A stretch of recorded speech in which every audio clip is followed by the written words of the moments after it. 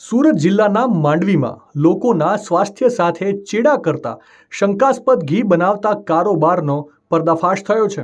મળતી માહિતી મુજબ માંડવી પોલીસને ચોક્કસ બાતમી મળી હતી કે ખેડપુરની અગ્રેશ્વર સિટી પોઈન્ટ સોસાયટીમાં મકાન નંબર 400માં શંકાસ્પદ પ્રવૃત્તિ ચાલી રહી છે.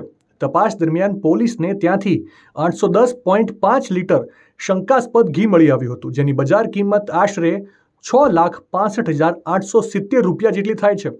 આ સોસાયટીના મકાન નંબર 400માં કોઈ પણ પ્રકારની પરવાનગી કે શુદ્ધતાના માપદંડો વગર શંકાસ્પદ ઘી બનાવવામાં આવી રહ્યું હતું.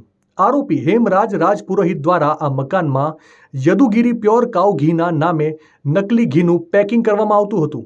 આ સમગ્ર મામલામાં સૌથી ચોંકાવનારી બાબત એ છે કે આટલા મોટા પાયે નકલી ઘી બનાવતા એકમોને ફૂડ એન્ડ ડ્રગ વિભાગ તેમજ પુરવઠા વિભાગ દ્વારા રજિસ્ટ્રેશન આપતા પહેલા સ્થળ તપાસ કરવામાં આવી હતી કે કેમ એ અંગે પ્રશ્ન ઊભો થાય છે.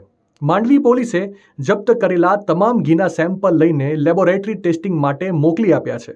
લેબનો રિપોર્ટ આવ્યા બાદ ખબર પડશે કે આ ઘીમાં કયા જોખમી કેમિકલ્સ કે વનસ્પતિ તેલની ભેળસેળ કરવામાં આવી હતી. હાલમાં પોલીસે મુદ્દામાલ જપ્ત કરી આગળની તપાસ તેજ કરી છે. આ ઘટના અંગે તમારો શું અભિપ્રાય છે? કોમેન્ટ કરીને જરૂરથી જણાવજો.